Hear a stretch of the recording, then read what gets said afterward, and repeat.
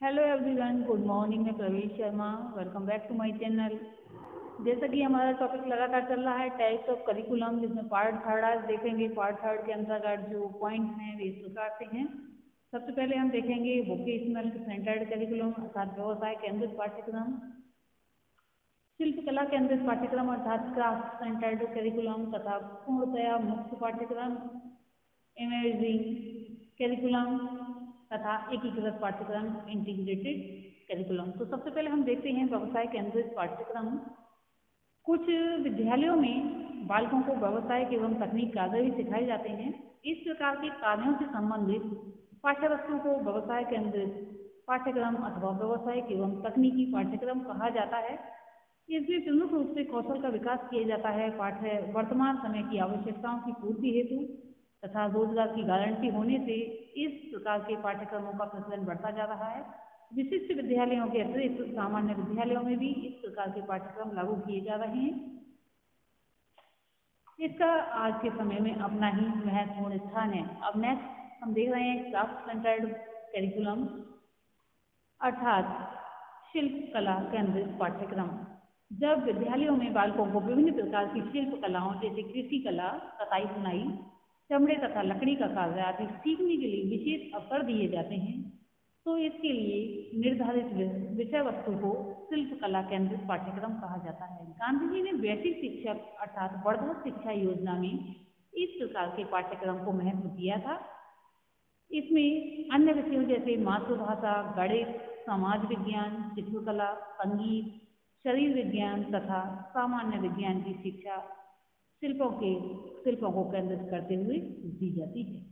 Next हम third point में देख रहे हैं इमर्जिंग करिकुलम पूर्णतया मुक्त पाठ्यक्रम। पाठ्यक्रम का सबसे अधिक लचीला उपगम इमर्जिंग करिकुलम अर्थात पूर्णतया मुक्त पाठ्यक्रम के रूप में प्रकाश में आया है। ऐसे पाठ्यक्रम की कोई संगठनात्मक संरचना नहीं होती। वास्तव में मानव जीवन की क्रियाओं अर्थात जीवन प्रवृत्तियों पर आधारित पाठ्यक्रम के विभिन्न रूप विकसित हुए हैं, जिनमें अनुभव पाठ्यक्रम के नाम से प्रचलित पूर्णतया संरचना विहीन पाठ्यक्रम से लेकर आवश्यकता पाठ्यक्रम के नाम से प्रचलित स्वचालित पाठ्यक्रम तक सम्मिलित है। इस प्रकार संरचना यानी स्ट्रक्चर विहीन पाठ्यक्रम क्रिया आधारित पाठ्यक्रम का ही एक रूप है। इस प्रकार के पाठ्यक्रम के प्रमुख लाभ एवं कमियां हो सकती हैं जो इस प्रकार से हैं। तो सबसे पहले हम देखेंगे पूर्णतया मुक्त पाठ्यक्रम के लाभ तथा बाद में देखेंगे सीमाएं। जो लाभ है इस प्रकार से हैं, इसका कोई निश्चित स्वरूप न होने के कारण बालक वास्तविक रूप में आधारित अर्थात मौलिक बातें सीख लेते हैं या सीख सकते हैं। शिक्षा का प्रमुख उद्देश्य भी यही है। इसमें किसी भी प्रकार की निर्धारित सीमाएं न होने के कारण शैक्षिक प्रयास अधिक विस्तृत एवं एकीकृत होंगे। इससे शिक्षा और शिक्षण में स्पष्टता रहेगी। कोई भी ऐसी संकल्पना नहीं होगी जिसे समझ पाना कठिन हो। इसमें व्यक्तिगत प्रयासों को समुचित मान्यता मिलती है। अतः इस प्रकार के पाठ्यक्रम में प्रतिभाओं को विकसित करने हेतु समुचित अवसर मिल सकेंगे। नेक्स्ट पॉइंट में हम देखेंगे इसकी सीमाएं, इनकी पूर्णतया मुक्त पाठ्यक्रम की सीमाएं। इसमें महत्वपूर्ण ज्ञान तथा आधारित कुशलताओं की अपेक्षा हो सकती है, यानी कि उपेक्षा हो सकती है कह सकते हैं, या फिर उपेक्षा।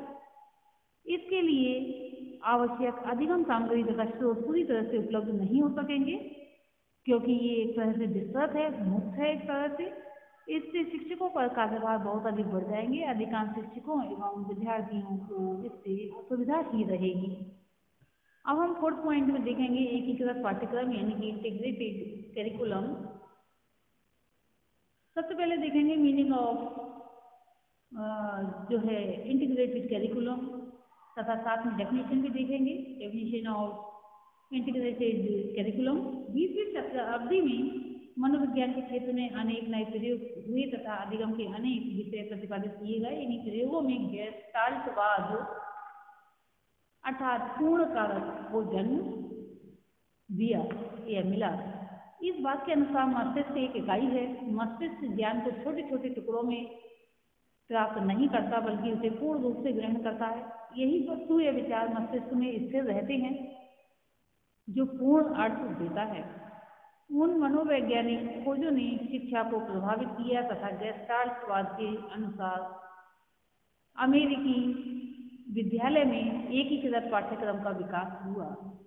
एकीकृत पाठ्यक्रम एकीकरण के सिद्धांत पर आधारित है। इसके अनुसार कोई विचार तथा क्रिया तभी प्रभावशाली एवं उपयोगी होती है जब उसके विभिन्न भागों या पक्षों में एकता होती है। अतः एकीकृत पाठ्यक्रम से हमारा तात्पर्य उस पाठ्यक्रम से है जिसमें उसके विभिन्न विषयों एवं एक दूसरे से इस प्रकार संबंधित होते हैं कि उनके बीच कोई अवरोध नहीं है, रुकावट नहीं है, बल्कि उसमें एकता होती है। इस प्रकार पाठ्यक्रम के विभिन्न विषय मिलाकर ज्ञान को एक इकाई के रूप में प्रस्तुत करते हैं। कुछ विद्वानों का मानना है कि ज्ञान एक है।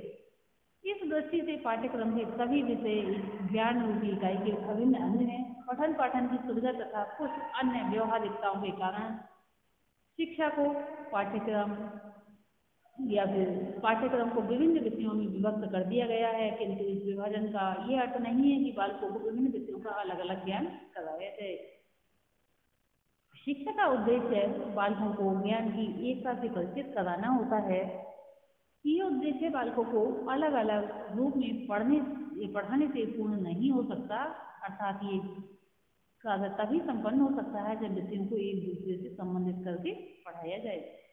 इसके लिए ये आवश्यक हो जाता है कि विभिन्न विषयों को इस प्रकार परस्पर संबंधित किया जाए कि उसके बीच किसी प्रकार की दीवार न हो। ये दायित्व शिक्षक का ही है कि वह पाठ्यक्रम के सभी विषयों को संबंधित करे या स्थापित करे।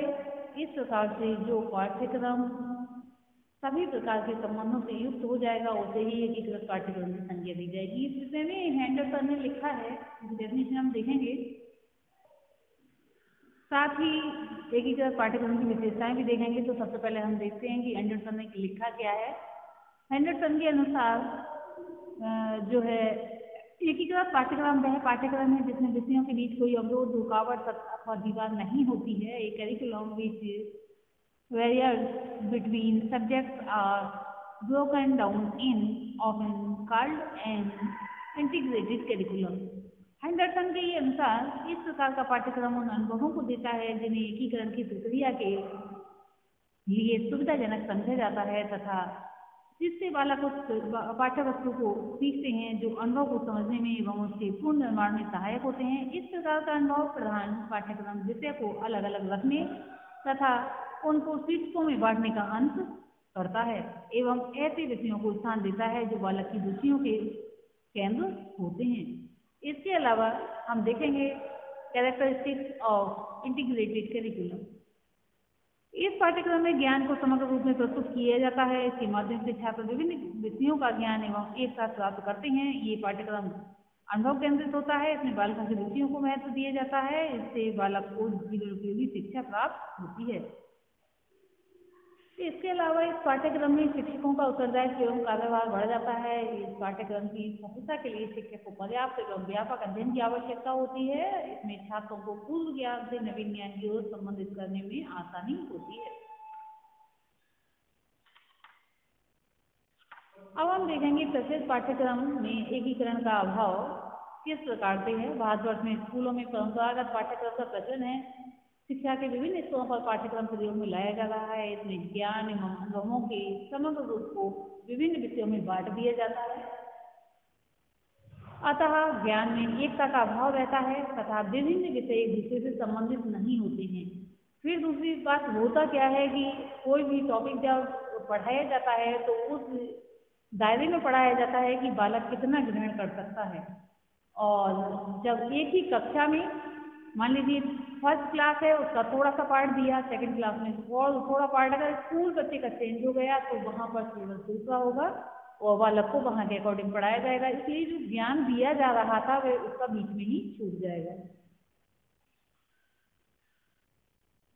परिणाम स्वरूप बालकों को वास्तविक ज्ञान नहीं मिल पाता। उदाहरण के लिए फिर से दे सकते हैं, प्राथमिक विद्यालय में दिन प्रतिदिन 1 घंटा पुस्तकों को पढ़ने, 30 मिनट में से 40 मिनट तक अंकगणित के प्रश्न हल करने में, 30 मिनट लिखने एवं शब्दों का उच्चारण करने में तथा 20-30 मिनट सुलेख लिखने में व्यतीत किए जाते हैं। किंतु इन सभी क्रियाओं में सामान्य रूप से कोई संबंध नहीं होता। इससे कोई भी विचार छात्रों को एक साथ नहीं मिल पाता है। माध्यमिक स्तर पर भी लगभग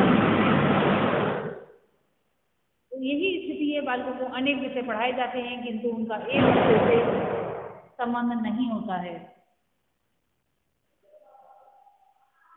यानी कि जो अनेक विषय पढ़ाए जाते हैं उनका एक दूसरे से संबंध नहीं होता है। इस स्तर पर सामान्यतः 10 से 12 वर्ष एवं जो बालक होते हैं इतने वर्ष के और उनको इतने ही लगभग विषय पढ़ने होते हैं, यानी कि 10 से 12 विषय तक हो जाते हैं, उनको पढ़ने होते हैं, पढ़ाए जाते हैं। इतने अधिक विषय छात्रों के लिए कठिनाई उत्पन्न करते हैं और भाषा एवं साहित्य का शिक्षक भाषा शिक्षा के या भाषा शिक्षक के समय में सामाजिक विज्ञान या सामाजिक विषय विज्ञान के बारे में कुछ भी नहीं सोचता, इस संबंध में बिल्कुल भी ध्यान नहीं रखता।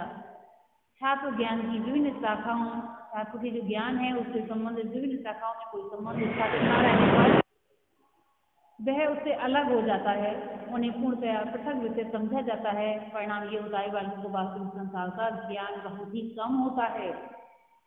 अब हम देखेंगे एकीकृत पाठ्यक्रम के प्रयोग में क्या कठिनाइयाँ हो सकती हैं। Difficulties in the use of integrated curriculum. पाठ्यक्रम बालक की रुचियों को ध्यान में रखकर पाठ्यक्रम में एकीकरण बहुत अधिक कठिन है। इसके द्वारा छात्रों की विशिष्ट रुचियों का विकास कठिन होता है। इसमें ज्ञान की एक निश्चित रूपरेखा नहीं बन पाती है। इस पाठ्यक्रम में सभी विषयों का एक साथ एकीकरण कर सकना संभव नहीं होता। इस प्रकार के पाठ्यक्रम में शिक्षण में बहुत अधिक समय लगता है तथा शिक्षक का कार्यभार बढ़ जाता है।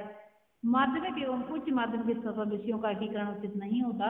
इस पाठ्यक्रम के प्रयोग के लिए उपयुक्त शिक्षकों का बहुत अधिक अभाव है तथा इसे बहुत अधिक असुविधा का जो है अनुभव होता है या करते हैं। अधिकांश शिक्षक इसके प्रयोग के लिए तैयार ही नहीं होते। आज के लिए इतना ही। जो शेष पॉइंट्स हैं या फिर इसका नाम क्लियर ही कर देते हैं पॉइंट का, अनुशासन केंद्रित पाठ्यक्रम के विषय में हम नेक्स्ट वीडियो में बताएंगे। आज के लिए इतना ही। धन्यवाद।